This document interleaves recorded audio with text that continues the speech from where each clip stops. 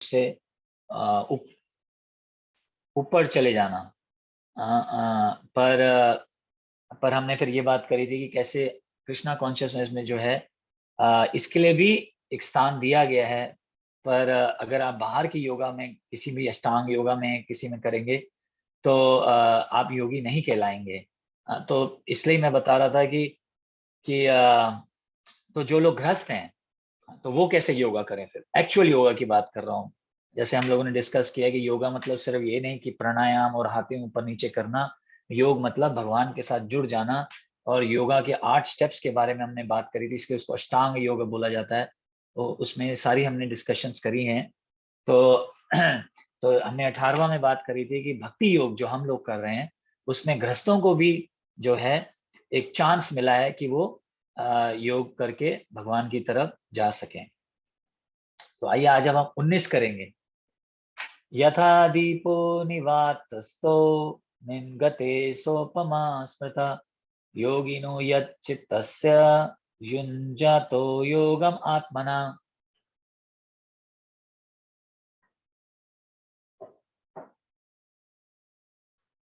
जिस प्रकार वायु रहित स्थान में दीपक हिलता डुलता नहीं, उसी तरह जिस योगी का मन वश में होता है वह आत्म तत्व के ध्यान में सदैव स्थिर रहता है।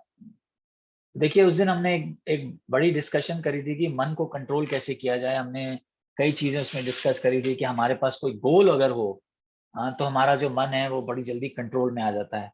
प्रॉब्लम क्या है आजकल इस कलयुग में कि गोल ही नहीं है।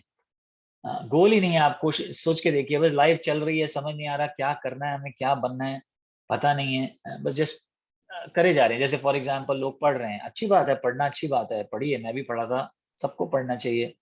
पर पढ़ के गोल क्या है वो लोगों का भी क्लियर नहीं है। कई लोगों का क्लियर नहीं है, सबका नहीं, कई लोगों का क्लियर नहीं है। तो मन जो है इसलिए ही विचलित रहता है, इधर इधर इधर, समझ नहीं आता कि क्या करना है। तो अगर गोल हो जाए तो अच्छी बात है। फिर हमने प्रेयर्स के बारे में बात करी थी कि हम अगर प्रार्थना करें उससे भी मन जो है कंट्रोल में आ जाता है। कैसे? क्योंकि जो जो मन जो है वो सृष्टि से इधर उधर से जो जो इस वर्ल्ड की झलक है उससे अट्रैक्ट होता है। पर इस वर्ल्ड को चला कौन रहा है, इस सृष्टि को चला कौन रहा है? भगवान चला रहे हैं। तो अगर हम भगवान से प्रार्थना करेंगे तो हमारा मन जल्दी कंट्रोल में आ जाएगा। हमने एग्जाम्पल दिया था कि जैसे पहली बार जब मैं संतली माता जी के घर गया तो वो कुत्ता, उनका जो कुत्ता है ब्रूनो, वो सडनली मेरे पे छलांग मार दिया उसने। तो मैं डर गया, मैं बोला अरे माता जी प्लीज बचाओ। तो माता जी ने आवाज लगाई ब्रूनो। एकदम ब्रूनो जो है वो काबू में आ गया। तो वैसे ही जब हम भगवान से प्रार्थना करते हैं, भगवान मुझे बचाओ, तो भगवान बोलते हैं सृष्टि शांत हो जाओ। तो उससे जो है हमारे को सृष्टि जो है तंग नहीं करती और हमारा जो मन जो है वो कंट्रोल में आ जाता है। तो आज अब यहाँ पे भगवान क्या बता रहे हैं कि और डीप बात बता रहे हैं कि जैसे जैसे किसी जगह पे जहाँ हवा ना हो तो जो दिया है वो देखिए हिलता नहीं है, जलता रहता है। वैसे योगी का जो माइंड है वो कंट्रोल में आ जाता है और वो तब देख पाता है। तो इसके ऊपर एक आज हम एक चर्चा करेंगे मन के ऊपर कि ये देखिए एक जैसे नदी है, ठीक है, आपने देखी होगी एक नदी है। नदी भी नहीं बोलेंगे, कहीं जगह पानी इकट्ठा हुआ हुआ है, नदी नहीं, क्योंकि नदी तो बह रही है। तो पानी इकट्ठा हुआ हुआ होता है देखिए एक जगह पे, ठीक है। तो अगर आप उसमें और नीचे जो होता है वो उसके तल, वो जो नीचे जो उसका बेड होता है, जहाँ पे पानी तो ऊपर होता है लेकिन नीचे जमीन के ऊपर समझिए इकट्ठा हुआ होता है। या जो ग्राउंड है उसके ऊपर इकट्ठा हुआ हुआ होता है, ठीक है। तो आप देखिए जब पानी के ऊपर आप पत्थर डालते हैं, रुका हुआ पानी की बात कर रहा हूँ, तो आप देखेंगे क्या होता है। लेक बोल लीजिए। तो देखिए क्या होता है, उसमें से रिपल्स निकलते हैं। आप पानी को डालिए तो पट पट ऐसे निकलते हैं, या ऐसे ऐसे ऐसे पानी के ऊपर रिपल्स आ जाते हैं, है ना। और कभी कभी आपने देखा है कि जहाँ पानी इकट्ठा हुआ हुआ होता है वहां पे ऐसे बुलबुले हो रहे होते हैं, book, book, book, book, book, book. देखा है आप लोगों ने कभी? ऐसे अंदर से बुलबुले हो रहे होते हैं क्योंकि उसमें एयर से वो बाहर बुलबुले आ रहे होते हैं। ज्यादा पूरा टाइम नहीं, ऐसे कभी एक आ जाता है, कभी दो आ जाता है। हाँ। तो यहाँ पे एक सन्यासी बहुत अच्छा एक्सप्लेन कर रहे थे कि हमारा जो मन है वो इस तरीके का है। तो जब हम कोई चीज बाहर देखते हैं, जैसे अभी मैं आप लोगों को देख रहा हूँ, तो मन में एक विचार आता है, थॉट्स। तो ये जो थॉट्स हैं ये बाहर से आ रहे हैं। जैसे मैंने बोला पत्थर मारो, हाँ, तो पानी में ऐसे वो आ जाता है, गोल गोल गोल गोल रिपल्स बन जाते हैं। तो वैसे ही हम कोई भी जो चीज बाहर देखते हैं दुनिया में, उससे हमारे मन में जो है विचार आने लगते हैं। कोई भी हो सकते हैं, अच्छे हो सकते हैं, बुरे हो सकते हैं, एक चीज। फिर दूसरा बात बता रहे थे वो कि जो ये हम बात कर रहे थे कि अंदर से बुलबुले हो रहे होते हैं, ये क्या चीज है? तो ये हमारे मन जो है, देखिए कभी कभी कुछ ऐसी चीजें सोचने लगता है जो या तो इस जीवन में बहुत पहले हुई थी, या हमें पता नहीं लगता कि जन्मों जन्मों पहले करी गई होंगी, लेकिन वो अभी भी इसमें है। देखिए जो हमारा मन है ना, वो एक डब्बा है जिसके अंदर चीजें जो है इकट्ठी होती जाती है, होती जाती है, होती जाती है और खत्म नहीं होती, होती जाती है, होती जाती है। पुराने पुराने जन्मों के जो है, हमने जो काम काम किए, उसका इम्प्रेशन हमारे ऊपर अभी भी है। तो ये जो जो हमारा मन है, ये इम्प्रेशंस भी जो है इकट्ठे कर लेता है। और जो डिजायर कोई आपका पूरा ना हुआ हो, तो वो भी ये जो है इकट्ठे कर लेता है, जो हमारा मन है। तो जैसे समझिए किसी को अमीर बनना था, पर अमीर नहीं बन पाया, लाइफ खत्म हो गई, अगले जन्म में फिर कोशिश करेगा अपने कर्मों के हिसाब से। या कोई इंस्पेक्टर बनना चाहता था, पर नहीं बन पाया, उसकी इच्छा रह गई, तो देखिए अगले जन्म में उसको, अगर उसके कर्म ऐसे होंगे तो उसको ऐसा जन्म मिलेगा कि वो पुलिस इंस्पेक्टर बन सकता है। या जो भी है, किसके भी डिजायर, अनफुल डिजायर, अगर डिजायर पूरे नहीं होते तो आदमी जो है, मन में ही रह जाती है बात। और वो शरीर जब छोड़ता है तो जो मन है वो फिर लेके जाता है, और अगला जन्म फिर उसके कर्मों के हिसाब से अगर सैंक्शन करता है तो वो पूरा होता है, नहीं तो नहीं होता, ऐसे ही चलता है। तो इस मन को मैं बता रहा था, कॉन्शियस माइंड और सब कॉन्शियस माइंड, दो भागों में डिवाइड किया गया है। तो जो कॉन्शियस माइंड है, वो क्या करता है कि जो हम आंखें खोल के चीजें देख रहे हैं, उसको या तो प्रोटेक्ट करता है या नहीं प्रोटेक्ट करता। जैसे अब आप लोग सब भक्त लोग हैं, ठीक है, हम लोग सब जानते हैं कि हमें गलत चीजें नहीं देखनी कोई भी, है ना। तो हमारा जो कॉन्शियस माइंड है, वो हमारे को प्रोटेक्ट करता है कि हम कोई गलत चीज ना ही देखें। हाँ। पर जब हम सो रहे होते हैं या जब हमारी आंखें बंद हो रही होती हैं, तब जो हमारा सबकॉन्शियस माइंड है, वो हमारे को उस टाइम पे प्रोटेक्ट नहीं कर रहा होता, है ना। तो जो भी अंदर हमारे पहले डिजायर्स हैं या वो हैं, वो सब बाहर आ जाते हैं कभी कभी। तो इसलिए जो जब हम इसलिए जब हम हरे कृष्णा जप करते हैं, तो देखिए ये जो मंत्र है, ये कोई सादा मंत्र नहीं है, इस मटेरियल वर्ल्ड का मंत्र नहीं है। ये भगवान का नाम है, और भगवान के नाम और भगवान के दिए हुए में कोई फर्क, भगवान के और भगवान के नाम में कोई फर्क नहीं है। जैसे मेरे और मेरे नाम में फर्क है ना। अगर आप घर पे बैठ के भगवत्सल बुलाएंगे तो मैं आपके पास आ नहीं जाऊंगा, है ना, सिर्फ नाम ही आप बुला रहे हैं। लेकिन अगर आप भगवान का नाम जप करेंगे, हरे कृष्णा कृष्णा कृष्णा हरे हरे, हरे राम राम राम हरे हरे, तो एक्चुअली भगवान आपके सामने है, आपके साथ ही खड़े हैं वो, आपके जीप पे वो डांस कर रहे हैं, ऐसे कहते हैं। तो जब हम ये हरे कृष्णा महामंत्र जप करते हैं, तो ये जो कॉन्शियस माइंड है और जो सब कॉन्शियस माइंड है, ये दोनों जो है कंट्रोल हो जाते हैं, ये दोनों जो है कंट्रोल हो सकते हैं। तो इसीलिए यहाँ पे ये बताया है कि जैसे आ, आ, अच्छा, तो फिर क्या होता है जब हमारा माइंड जो है कंट्रोल हो जाता है, तो फिर जो जो योगी है, जब माइंड जो है साफ होने लगता है, अ, तो फिर जो है वो एक्चुअली समझ पाता है कि मैं आत्मा हूँ, मैं शरीर नहीं हूँ।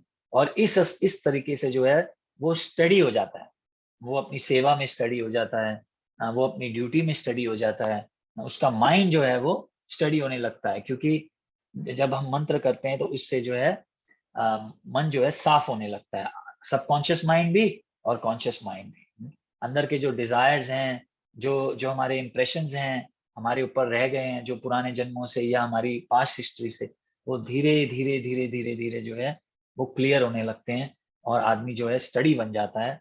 और फिर वो समझ सकता है कि मैं कौन हूँ, मैं आत्मा हूँ, मैं शरीर नहीं हूँ, इस तरीके से। तो यहाँ पे ये बताने की कोशिश की गई है कि और फिर वो मेडिटेट ज्यादा करने लगता है भगवान पे। तो ये बता रहे, देखिए जैसे प्रभुपाद जी क्या बता रहे हैं, a truly Krishna consciousness person always absorbed in transcendence. मैं हिंदी पढ़ता हूँ, एक मिनट। देखिए क्या लिखा है, कृष्णा भावना भावित व्यक्ति अपने आराध्य देव की चिंतन में उसी प्रकार अवचलित रहता है जिस प्रकार वायु रहित स्थान में एक दीपक रहता है। पर वो कैसे रह पाता है? इसलिए रह पाता है क्योंकि जब वो जो जो कृष्ण भावना अमृत में होता है, जो हरे कृष्णा जप कर रहा होता है, जो भगवान की सेवा कर रहा होता है, धीरे धीरे वो इस तरह से अपने माइंड को कंट्रोल कर लेता है। तो यहाँ पे भगवान जो है उदाहरण दे रहे हैं कि जो योगी है उसका माइंड बिल्कुल स्थिर हो जाता है, जैसे कि जहाँ पे हवा नहीं होती तो जोत जो जल रही होती है तो देखिए वो हिलती नहीं है। तो वैसे ही जो भक्त है और जो योगी है वो अपने मन को कंट्रोल इस तरीके से कर सकता है। तो आइए अब आगे बढ़ेंगे। अब देखिए 20वें से 23वें का ये बहुत ही आज बड़ा ही जिसको कहते हैं इंटरेस्टिंग टॉपिक है। देखिए, यत्रो परमात् परमेत चित्तम निरुद्धम योग सेवया, यत्र चैवात्मनात्मानं पश्यान् आत्मनि तुष्यति, सुखम अत्यंतिकम यत्तद् बुद्धिग्राह्यम् अतीन्द्रियं वेत्ति यत्र न चैवयं स्थितश्चलति तत्त्वतः, यं लब्ध्वा चापरं लाभं मन्यते नाधिकं तथा, यस्मिन् स्थितो न दुःखेन गुरुणापि विचल्यते, तं विधाय दुःख संयोग वियोगम योग संजितम। ये 20वें से 23वें एक साथ भगवान ने एक साथ बोला है, इसलिए हम भी एक साथ बोल रहे थे। आइए अब पढ़ेंगे। तो ये थोड़ा ऊपर ले लीजिए। हाँ, बस बस बस। सिद्धि की अवस्था में जिसे समाधि कहते हैं, मनुष्य का मन योग अभ्यास के द्वारा भौतिक मानसिक क्रियाओं में पूर्णतः सम्मिलित हो जाता है। इस सिद्धि को की विशेषता यह है कि मनुष्य शुद्ध मन से अपने को देख सकता है और अपने आप में आनंद उठा सकता है। उस आनंदमय स्थिति में वह दिव्य इंद्रियां द्वारा असीम दिव्य सुख में स्थित रहता है। इस प्रकार स्थापित मनुष्य कभी सत्य से विपक्ष नहीं होता और इस सुख की प्राप्ति हो जाने पर वह उसे बड़ा कोई दूसरा लाभ प्रभु जी क्या है, जरा ऊपर ले लीजिए, दूसरा लाभ नहीं मानता। ऐसी स्थिति को पाकर मनुष्य बड़ी से बड़ी कठिनाई में भी विचलित नहीं होता। यह निस्संदेह भौतिक संसार में उत्पन्न होने वाले समस्त दुखों में वास्तविक मुक्ति है। ओके, अच्छा एक चीज देखिए, ये बड़ी समझने वाली बात है। कोई भी जो मनुष्य है, कोई भी व्यक्ति जो है, वो इस दुनिया में कोई भी चीज कर रहा है सुख पाने के लिए कर रहा है ना? करेक्ट है कि नहीं? जैसे देखिए, अगर हम अच्छे कपड़े पहनते हैं तो सुख पाने के लिए कर रहे हैं। अगर हम टीवी भी देखते हैं तो सुख पाने के लिए करते हैं। क्यों? क्योंकि हमें लगता है कि देखो ये सीरियल देख के मुझे बड़ा सुख मिलेगा। जैसे मेरे फादर हैं, वो जो आता है इंडियन टैलेंट, वो बच्चे जहाँ पे गाते हैं, वो जरूर देखते हैं। क्यों देखते हैं? क्योंकि उनको जो है म्यूजिक बहुत पसंद है, तो वो जब गाते हैं तो उनको बड़ा आनंद आ जाता है। कोई खाता है तो आनंद आता है, कोई सुनता है अच्छी चीज तो आनंद के लिए सुनता है। कोई भी चीज आप देख लीजिए, मित्रता करता है, कोई भी चीज देख लीजिए, काम करता है, शादी करता है, आनंद के लिए करता है कि मुझे आनंद मिलेगा। सब ऐसे कर रहे हैं। तो एक तो हो गई ये बात। दूसरी आप एक चीज देखिए कि ये आनंद कैसे, आनंद का भी एक लेवल है और वो डिपेंड करता है हमारी बुद्धि पे, हमारी चेतना पे। जैसे देखिए, हमारे लिए हम लोग रोज जो है देखिए बाथरूम जाते हैं, वेस्ट प्रोडक्ट को निकाल देते हैं, अ, तो हमारे लिए वो बेकार है। लेकिन सुअर जो है वो गटर में बैठा है, नाले में बैठा है। आप फरीदाबाद चले जाइए इंडिया में, दिल्ली में, फरीदाबाद हरियाणा में चले जाइए, कितने सारे आप देखेंगे सुअर जो है वो गटर में घूम रहे हैं, नाले में घूम रहे हैं और वही खा रहे हैं जो हमारे लिए वेस्ट प्रोडक्ट है। हमारे लिए जो वेस्ट प्रोडक्ट है वो उनके लिए बड़ा जबरदस्त चीज है। तो ये चेतना के ऊपर डिपेंड करता है कि जितनी आपकी बड़ी चेतना, जितनी आपकी बड़ी बुद्धि होती जाएगी, उतना जो है आपको आनंद का जो लेवल है वो बढ़ता चला जाएगा। जैसे आप देखिए, और कितनी चीजें देख लीजिए आप। जैसे कोई बकरा है, वो उसके लिए घास जो है बहुत बढ़िया है।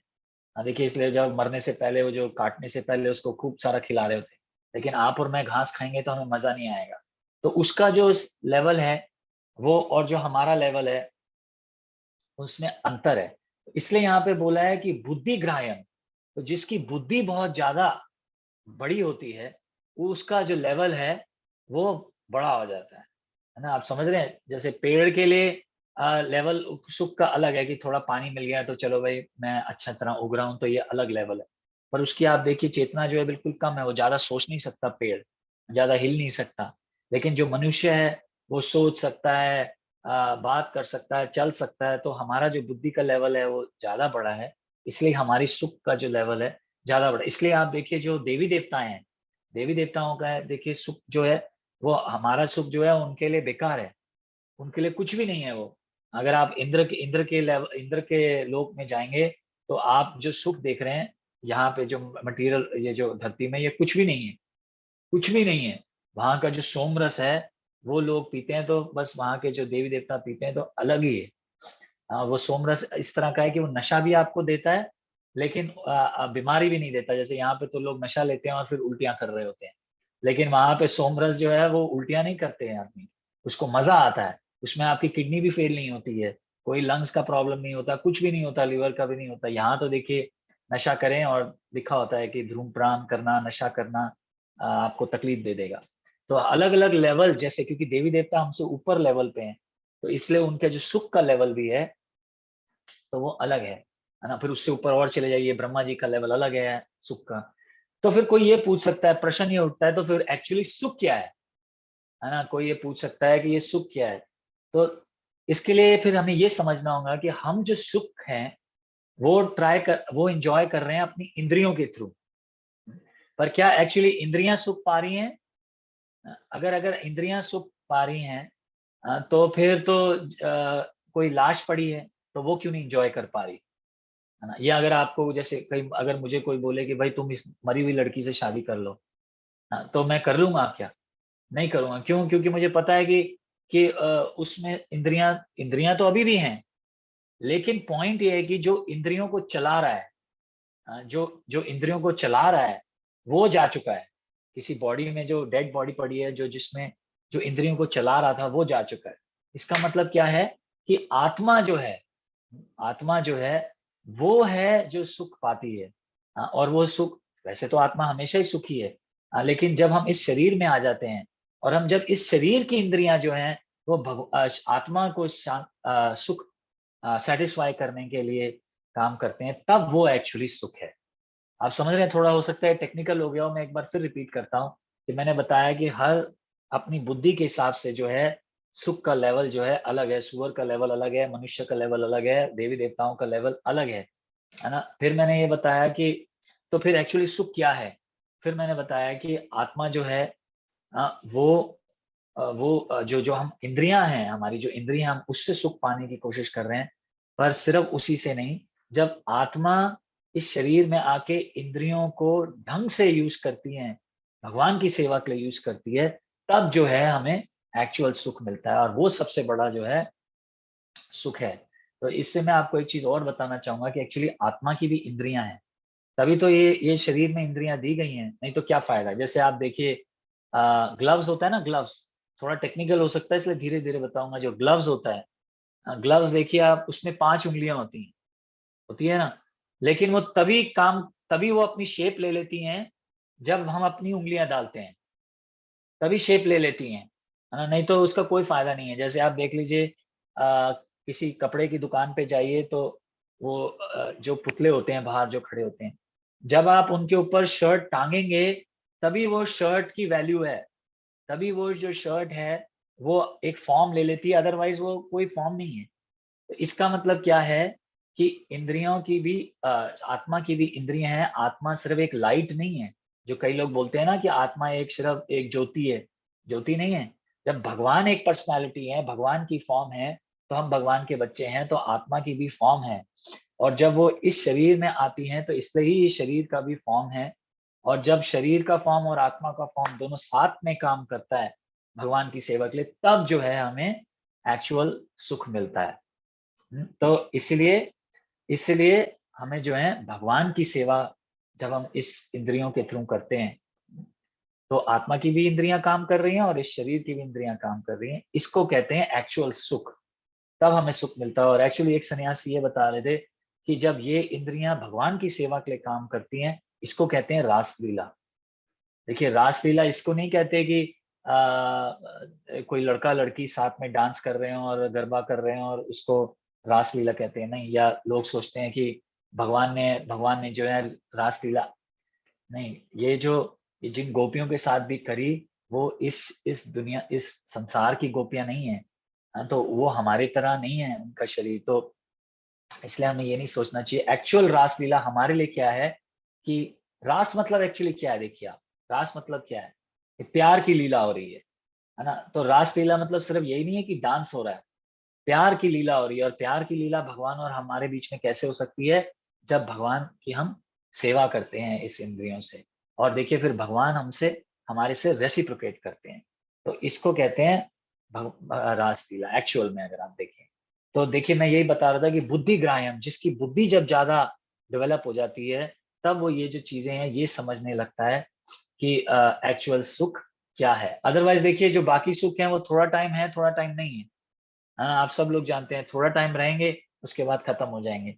पर जब हम आत्मा की इंद्रियों को सुख दे रहे होते हैं, तो वो जो है फुल टाइम रहते हैं। क्यों? क्योंकि आत्मा देखिए कभी मरती नहीं, आत्मा काट नहीं सकती, जल नहीं सकती, यहाँ के बाकी चीजें सारी चल जाएंगी। अब देखिए बढ़िया कार ली तो कार जल जाएगी, टक्कर हो जाएगी, घर जल सकता है, बहुत कुछ हो सकता है। पर आत्मा जो है उसको ये सारी चीजें नहीं होती। तो जब हम ये, फिर से मैं रिपीट करता हूँ, जब ये शरीर की इंद्रियों को आत्मा की इंद्रियों के साथ मिलकर भगवान की सेवा करते हैं, तब जो है हमें एक्चुअल सुख मिलता है। ठीक है, तो अब आगे देखिए क्या बोल रहे हैं फिर उसके फायदे बता रहे हैं। देखिए यम, नहीं नहीं उसी का है प्रभु जी, बढ़ाइए मत, उसी का है, 20 से 23 में ही चल रहा है। यम लब्ध्वा चा परम लाभम, इसका क्या मतलब है, कि फिर इसका हमें कैसे पता लगता है कि हमें सुख मिल रहा है कि नहीं मिल रहा। कि बड़े से बड़ा भी जब हमें कोई सुख देता है इस मटेरियल वर्ल्ड का, तो हमें उसका कोई फायदा नहीं होता। जैसे आप देखिए किसी आप करोड़पति के पास जाएं और आप बोले कि वो आपको बोलेगा मैं तुमसे बहुत खुश हूँ, तो तुम्हें क्या चाहिए। और अगर आप बोलेंगे मुझे 100 रुपया दो, तो वो भी हंसेगा, बोलेगा ये क्या है ना। तो जब जब आदमी को ऐसा सुख मिलने लगता है भगवान की सेवा करके, तो इस दुनिया का जो बड़े से बड़ा सुख भी है, उसको वो फीका लगने लगता है। अगेन मैं ये नहीं कह रहा इस सारी चीजों से कि अब हमें सुख जो है छोड़ देनी चाहिए, नहीं। मैं कह रहा हूँ कि एक जो हैंकरिंग होती है, हैंकरिंग को हिंदी में क्या कहेंगे, कि जो एक आदमी की इच्छा हो रही होती है कि मुझे ये मिल जाए, ये मिल जाए, ये मिल जाए, वो आप देखेंगे धीरे धीरे धीरे धीरे धीरे धीरे कम होने लगता है। जैसे जैसे भगवान की सेवा करने लगता है आदमी, धीरे धीरे धीरे धीरे ये कम हो जाता है। हम्म। जैसे देखिए आप, इस दुनिया में लोग क्या ज्यादा चाहते हैं, समझ लीजिए फॉर एग्जाम्पल पैसा, पैसा चाहते हैं या कुछ। पर आपको कितना भी पैसा मिल जाए, फिर भी जो है सुख पूरा नहीं मिल पाता, अभी भी जो है सेटिस्फाइड नहीं होता आदमी। जैसे आप भागवतम पढ़ लीजिए, उसमें बलि महाराज के बारे में आती है। बलि महाराज, तो बलि महाराज जो है उन्होंने तीनों संसार, जिसको 3 वर्ल्ड्स कहते हैं, उसको कैप्चर कर लिया। उसके बावजूद भी देखिए वो अभी भी खुश नहीं है, अभी भी जो है वो खुश नहीं है। रावण को देख लीजिए, कितना कुछ नहीं था उसके पास। सोने की लंका, अभी बताइए, सोने की लंका बनी हुई है। हमारे पास तो एक छोटा सा गोल्ड का बिस्किट आता है तो हमें लगता है मजा आ गया, लेकिन सोने की लंका, उसमें पिलर जो हैं, खंभे जो हैं वो सोने के बने हुए हैं, ऊपर की छत जो है सोने की बनी हुई है। इतना अगर आपके पास सोना आ जाए तो बताइए और क्या चाहिए। और उसके बाद भी सेटिस्फैक्शन नहीं। और अपनी खुद की बहुत सुंदर वाइफ, और समझदार वाइफ, सिर्फ सिर्फ सुंदर की बात नहीं हो रही है, समझदार वाइफ, ये बड़ा मुश्किल है आजकल मिलना देखिए। तो ये सारी चीजें, उसके बावजूद भी देखिए फिर भी जो है ध्यान कहीं और था, है ना। तो सारी चीजें मिलने के बाद भी जो है आदमी जो है, वो सेटिस्फैक्शन जो है उसको ऐसे मिलती नहीं है। पर जो भक्त होता है वो ये जानता है कि जो भगवान ने मुझे दिया है उसी में संतुष्ट रहता है। अब आप बोलेंगे पर ये कैसे, ये धीरे धीरे होता है। जैसे जैसे आप भगवान की सेवा करेंगे, प्रैक्टिस करेंगे, आप देखेंगे कि आप में चेंज आ गया, पता भी नहीं लगता, पर चेंज आ जाता है। जैसे आप देखिए पौधे को आप पानी डालिए, धीरे धीरे धीरे धीरे डालिए, आप देखेंगे बढ़ रहा बढ़ रहा बढ़ रहा, सीधा एक दिन देखेंगे बड़ा ही हो गया बहुत। मतलब एकदम चेंज आ जाता है, पता नहीं लगता। ऐसे ही जो भक्त कर रहा होता है, वो जो है उसको पता नहीं लगता, और वो चेंज चेंज धीरे धीरे उसमें आ जाता है। तो ये छोटी छोटी जो चीजें हैं आसपास की, उसको उसको जो है एक जिसको कहते हैं, आप उससे डिटैच हो जाते हैं धीरे धीरे। तो ये है। और दो चीजें बताई गई, एक तो ये बताया गया कि लब्ध्वा चा परम लाभम, ये जो जो लाभ है इस दुनिया के, वो उसको कम लगने लगते हैं। और फिर क्या है, क्या बता रहे हैं, गुरु नापी विचल्यते, और कोई भी जो दुख है, इस संसार का, वो भी उससे भी वो विचलित नहीं होता है। आप देखिए इस संसार में जब दुख आता है तो लोग दो तरह से लेते हैं। एक तो कभी कोई तकलीफ आ जाती है, तो सोचते हैं कि एडजस्ट कर लो, चलो ये तो आता ही है, दुनिया में सब सब में प्रॉब्लम है, तो चलो एडजस्ट कर लेते हैं, कोई बात नहीं, है ना। और दूसरी तरह की प्रॉब्लम क्या है, या तो फिर बिल्कुल ही अगेंस्ट हो जाते हैं उसके। पर जो भक्त होता है, वो क्या करता है, वो अगेंस्ट नहीं होता, ना वो बिल्कुल एडजस्ट कर लेता है, पर एडजस्ट करता है लेकिन कैसे, क्या सोच के कि ये जो मटेरियल वर्ल्ड है, इसका नेचर ही है ऐसा है।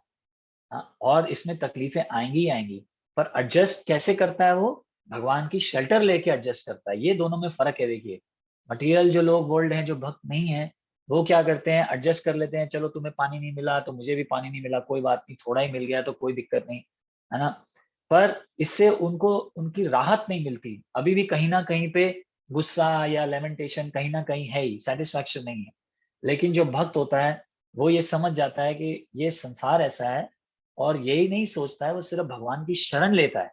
वो भगवान की जब शरण ले लेता है, तब जो है उसको सेटिस्फैक्शन मिलती है, और वो जान लेता है कि इस संसार से हमें वापस भगवत धाम ही जाना है, वहीं पे हमें जो है पूरी सेटिस्फैक्शन मिलेगी। इसलिए देखिए आखिरी लाइन में भगवान क्या बोल रहे हैं, तम विद्या दुख संयोगा वियोगम योगा संविता। तो ये जो योगा है, इससे जो है हमें ये सारी सेटिस्फैक्शन और राहत मिलती है। लेकिन फिर से वही, अगर आप पढ़ेंगे प्रभुपाद जी ने ये लिखा है कि योगा मतलब ये योगा नहीं जो हम कर रहे हैं आजकल, हाथ ऊपर करना या पेट को अंदर अंदर निचोड़ना, ये इस योगा की बात नहीं हो रही। योगा मतलब फिर से वही बात हो रही है कि भगवान के साथ कनेक्ट होना। जब हम भगवान के साथ कनेक्ट हो जाते हैं, तब ये जो है सारी चीजें हमें अ, छोटी लगने लगती है। हम ना, हमारा मन ज्यादा विचलित नहीं होता, हमें तकलीफ जो आती है, लेकिन हम उसको क्रॉस कर जाते हैं भगवान की शरण लेके, और जो दुनिया के लाभ हैं वो हमें छोटे लगने लगते हैं, क्योंकि हम जो है बड़ा कोई जो है एक्सपीरियंस कर रहे हैं। इसलिए आप देखिए जो जो ऐसे योगी होते हैं, जो हाई क्लास के योगी होते हैं, वो देखिए पूरा टाइम आंखें बंद करके बैठे हैं, है ना। तो तो अब इस संसार का जो है, वो तो जो चमक धमक है वो तो देख नहीं रहे, तो फिर वो खुश कैसे हैं, क्योंकि वो जो है वो अंदर भगवान को देख रहे हैं, अपने हृदय में जो है भगवान को देख रहे हैं, जो योगी होते हैं। जैसे आप देखिए ध्रुव महाराज की बात आती है, कि जब ध्रुव महाराज भागवतम में आती है कि मेडिटेशन कर रहे थे, तो इतना ज्यादा मेडिटेशन कर रहे थे कि एक्चुअली भगवान जब बाहर आ गए, तो वो जान ही नहीं पाए कि भगवान आ गए, वो अंदर ही अंदर इतना सुख पा रहे थे। तो इसलिए भगवान ने अरेंज किया कि उनकी मेडिटेशन तोड़ी, कि अब आप मुझे बाहर भी देखो। तो इसलिए ये जो जो भक्ति योगा वाले लोग हैं, जब भक्ति करते हैं तो इस तरह से वो अपने मन को सेटिस्फाई कर पाते हैं, और जो है सुख पाते हैं। तो आज हम यहीं पे रोक देंगे, क्योंकि मुझे लगता है थोड़ा सा टेक्निकल हो गया, और मुझे लगता है टाइम भी खत्म हो रहा है। फिर आगे हम इसको बाद में बढ़ाएंगे, और कल बढ़ाएंगे इसको, और थोड़ा सा योगा के ये जो 2-3 अब आ रहे हैं, थोड़े टेक्निकल आ रहे हैं, तो धीरे धीरे चलेंगे इसको, कल कल आगे बढ़ाएंगे। तो यहाँ तक अगर किसी का कोई प्रश्न या कोई कमेंट हो, तो बात करेंगे इस बारे में आप।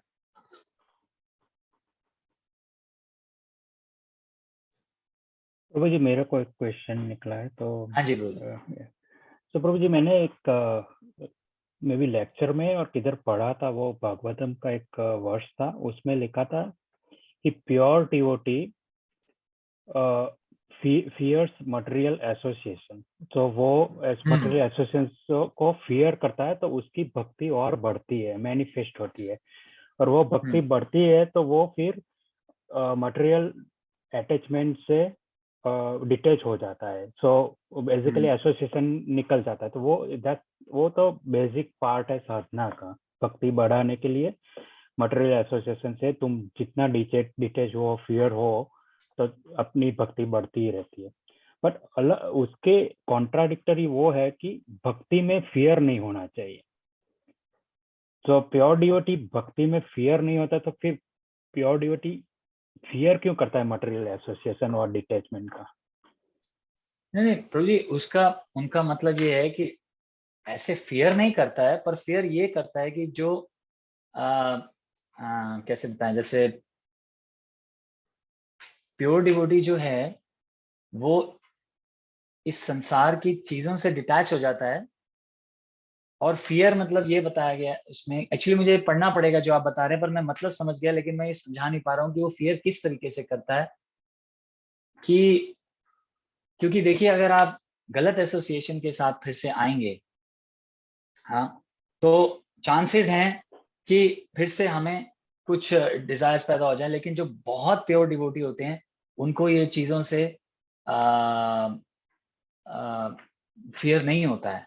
वो तो बल्कि हमारे हिसाब से, लेवल्स के हिसाब से, आप अपना लेवल गिरा के हमारे से कम्युनिकेट कर सकते हैं, पर उसी लेवल पे वापस जा सकते हैं। पर जैसे आपने कहा, मैं आपकी बात समझ गया, पर मैं यहाँ पे समझा नहीं पा रहा हूँ कि ये कैसे एक्सप्लेन करें। अगर आप मेरे को बताएंगे कि वो कहाँ आपने पढ़ा, हाँ, तो वो मैं पढ़ के फिर आगे इसके बारे में बात बता सकूंगा। क्योंकि I am sure Prabhupada ji ने उसकी ट्रांसलेशन दी होगी कि उनका क्या मतलब है यहाँ पे, अगर आप मुझे वो दिखा सकें।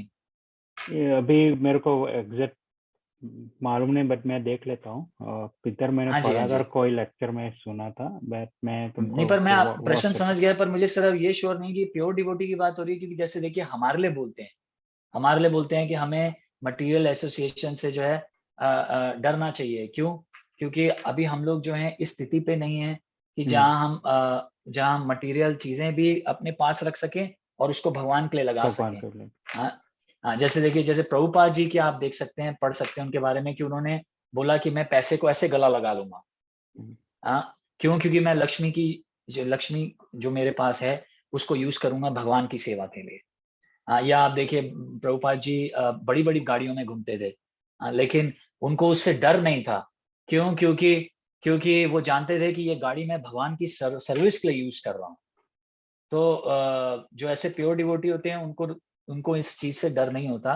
पर हमारे लिए जो है, वो जो है डर डर खतरनाक चीज है। क्योंकि अभी हम, कर हाँ जी, क्योंकि हम अभी इस लेवल पे नहीं हैं। जैसे मैं आपको लेवल। एक और बताता हूँ, एक जगह पे एक गृहस्थ हैं। वो उन्होंने एक रेसिंग कार ली। रेसिंग कार ली, और भक्तों को उसमें लाना ले जाना करते हैं वो, उसमें कोई शक नहीं है।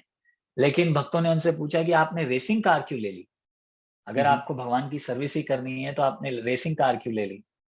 है ना? तो क्योंकि कहीं ना कहीं वो रेसिंग कार को एंजॉय करना चाहते थे। है ना? तो इन्होंने रेसिंग कार ले ली और नाम लगा दिया थोड़ा कि चलो मैं भगवान की सेवा भी कर लूंगा। तो वो कोई गलत बात नहीं है, ठीक है, अपना डिजायर भी पूरा कर रहे हैं और भगवान की सेवा भी पूरा कर रहे हैं।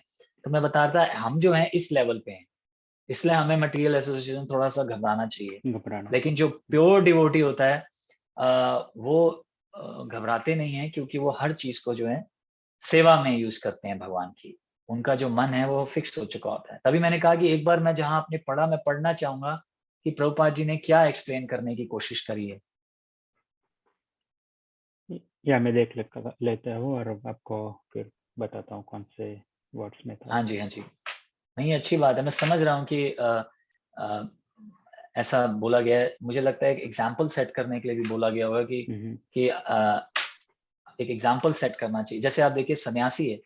सन्यासी जो है वो, उनको ऐसा नहीं है कि किसी औरत का शरीर देख के कोई वो हो जाएगी।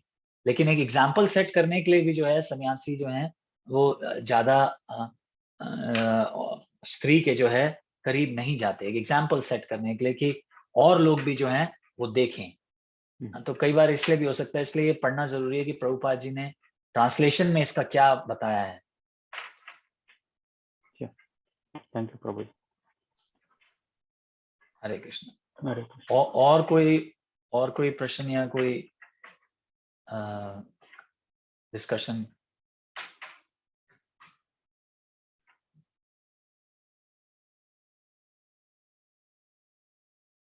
लगता नहीं है किसी को प्रश्न है। चलिए, तो फिर कल मिलेंगे। तो मैं ये पूछना चाहता था कि टाइम ठीक है आप लोगों के लिए, या अभी भी इसमें कुछ चेंजेस करने हैं? अब इंडिया में क्या टाइम है? वही टाइम है ना जो आपका, जो जिसमें करते थे, या क्या है? ना, इंडिया में हाफ एन आवर आगे हो गया। आई मीन एक्स्ट्रा 7:30 मिलते थे तो 8 हो गए। I am not sure exactly. Dharmendra बाबू पहले 7 बजे था। पहले 7 बजे था, अभी 7:30 हो गया। 7:30 हो गए। हाफ एन आवर तो ये एक्स्ट्रा हो गए। तो ये ठीक है आप लोगों के लिए, या कैसे करना है?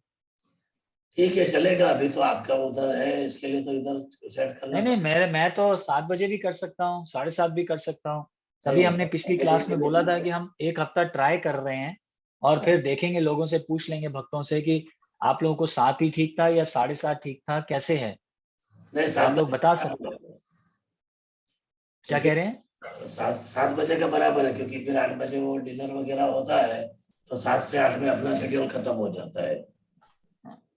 तो औरों से भी पूछ लेते हैं, और जो इंडिया से हैं, कोई हाँ बताना चाहेगा? पीयूष प्रभु जी, आप आपके लिए ठीक है? 7 बजे ठीक था, हाँ 7:30 ठीक चलेगा, था? 7 बजे ठीक है, 7 ठीक था। चलेगा। इला हाँ है, इला 7 ठीक है, 7:30 ठीक है? कोई बता नहीं रहा। बराबर है। तो तो बेसिकली संकेत प्रभु जी, प्रभु जी अपना 8:30 हो जाएगा, दैट्स द ओनली इश्यू। तो यूएस टाइम थोड़ा अर्ली हो जाएगा। अच्छा, तो फिर यूएस में प्रॉब्लम हो रही है। अच्छा इसलिए अच्छा, आई इसलिए ही थिंक हमने ऐसा किया इसलिए था। 8:30 से 9 कर लिया था। 9:30 और 8:30 के बीच में हमने 9 चूज किया था। 9 चूज किया था। अच्छा अच्छा, कि आपका भी ज्यादा ना जाए और हमारा भी ज्यादा ना हाँ, जाए। हमारा ओके। यूएस में सबको 8:30 को ज्वाइन होना पड़ेगा। 7:30 चलेगा अपना, कोई बात नहीं, अभी आपका टाइमिंग है ऐसा, तो कोई बात नहीं है। चलेगा, चलिए चलेगा। चलिए, ठीक है चलेगा, फिर। कोई बात नहीं। ठीक है ठीक है, चलिए फिर 7:30 ही आप लोगों का रहेगा शाम को, और हमारा अमेरिका में 9 बजे का रहेगा। चलिए ठीक है, फिर आज हरे कृष्णा जप करेंगे 3 बार, और फिर कल सब मिलेंगे।